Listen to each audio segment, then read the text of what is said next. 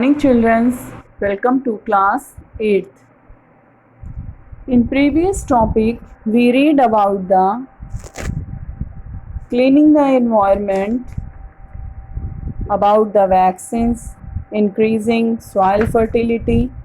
Today I will teach you harmful microorganisms. ऐसे microorganisms जो हमारे लिए harmful होते हैं.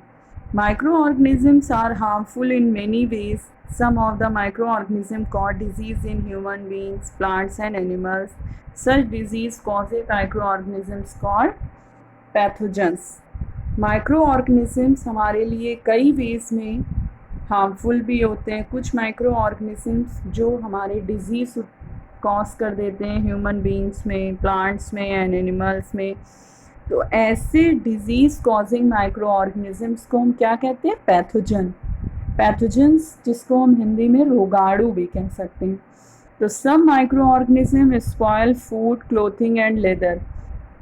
Late us study more about their harmful activities.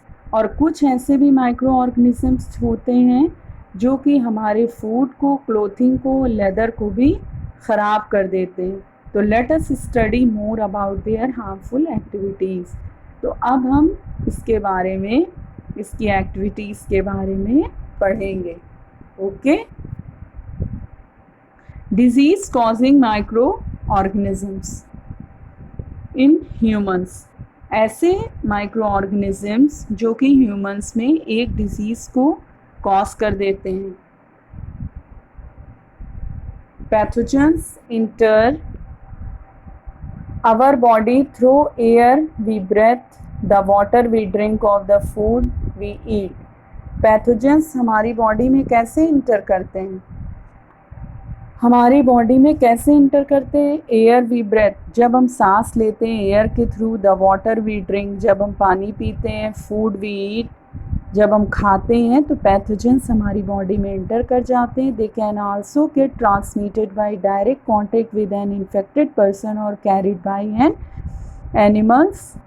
और कोई भी और किस तरह से हमारी बॉडी में इंटर करते हैं? अगर कोई इन्फेक्टेड पर्सन है उससे अगर हम मिलेंगे तो उसके थ्रू भी हमारी बॉडी में पैथोजेंस ट्रांसमिट हो जाते हैं. Microbial diseases that can spread from an infected person to a healthy person through air, water, food or physical contact are called communicable diseases.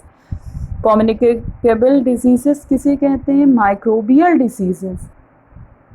जो ऐसे माइक्रोब्स, जो कि ऐसी डिज़ीज़, जो माइक्रोबियल डिज़ीज़ जो हमारी बॉडी में कैसे इंटर होती है? एयर के थ्रू, वाटर के थ्रू, फूड के थ्रू, और या तो किसी फिज़िकल कांटेक्ट यानी किसी पर्सन के थ्रू, उसके कांटेक्ट के थ्रू वो बॉडी में हमारे इंटर हो जाती है डिज़ीज़, वो रोगाणु, पैथोजेंस. तो ऐसे डिज़ीज़ को हम क्या कहते हैं? Communicable diseases. Example of such diseases include cholera, common cold, chicken pox and tuberculosis.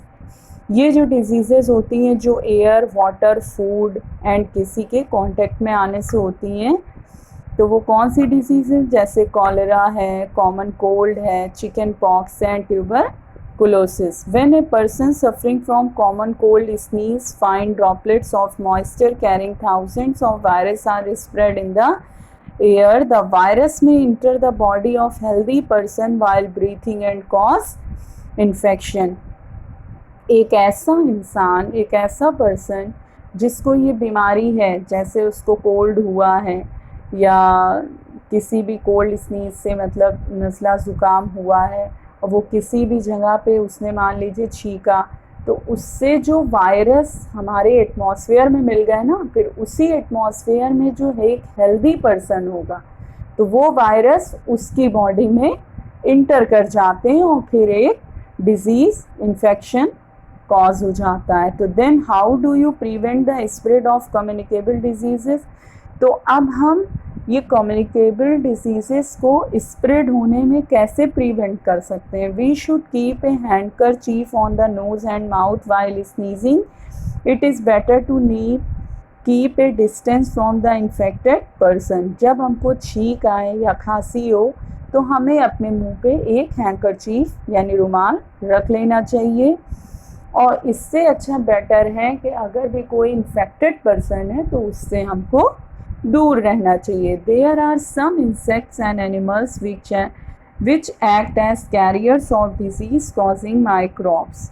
और कुछ इंसेक्ट्स और एनिमल्स जो कि इस माइक्रोबियल डिजीज को लाते हैं, जैसे house flies one such carrier. The flies sit on the garbage and animal extract pathogens stick to their bodies. When these flies sit on uncovered food they may transfer the pathogen. Whoever eats the contaminated food is likely to get sick, so it is advisable to always keep food covered. देखिए house fly जो हमारी मक्खी होती है, जो हम देखते हैं ना कि मक्खी क्या होती है, ज़्यादातर गार्बेज पे बैठती है, कूड़े करकट पे, ऐसी जगह पे, मतलब ख़राब जगहों पे। तो जब वो वहाँ बैठती है, जो वहाँ पर उसके पैथोजेंस होते हैं, रोगाणु उसमें होते हैं, वो उसकी बॉडी से चिपक जाते हैं। फिर वही मक्खी जब हमारे फूड पे बैठती है, अब वो उसके पैथोजन तो चिपक गए थे, अब वो पैथोजेंस आ जाते हैं फूड पर, ठीक है। फिर उसी फूड को जब हम खाते हैं तो क्या होता है, हम इन्फेक्टेड हो जाते हैं। तो इसलिए हमेशा कोई भी फूड हम करें, खाएं, तो वो फूड हमेशा ढका हुआ होना चाहिए, खुला नहीं, मतलब उस पर कोई भी हाउस फ्लाई नहीं बैठना चाहिए। Avoid consuming uncovered items of food. Another example of carriers is the female Anopheles mosquito which carries the parasite of malaria. और एक जो फीमेल एनाफ्लीज मॉस्किटो मच्छर होते हैं जो कि मलेरिया पैरासाइट को लाते हैं। फीमेल एडीज मॉस्किटो होता है जो कि डेंगू वायरस को लाता है। How can we control the spread of malaria और डेंगू। मलेरिया और डेंगू को हम कैसे कंट्रोल कर सकते हैं, उसको स्प्रेड होने को कैसे कंट्रोल कर सकते हैं। तो why does the teacher keep telling us not to let water collect anywhere in the neighbourhood. All mosquitoes breed in water. ज़्यादातर मॉस्किटो आपके कहाँ पर होते हैं, वो ज़्यादातर जो होते हैं वो आपके वाटर में आपको मिलेंगे। Hence one should not let water collect anywhere in coolers, tyres, flower pot etc. By keeping the surroundings clean and dry, we can prevent mosquitoes from the breeding. Try to make a list of measures which help to avoid the spread of malaria. जितने भी mosquito आपको मिलेंगे वो आपको water में ही मिलेंगे, इसलिए हमको कहीं भी वाटर को कलेक्ट नहीं होने देना चाहिए।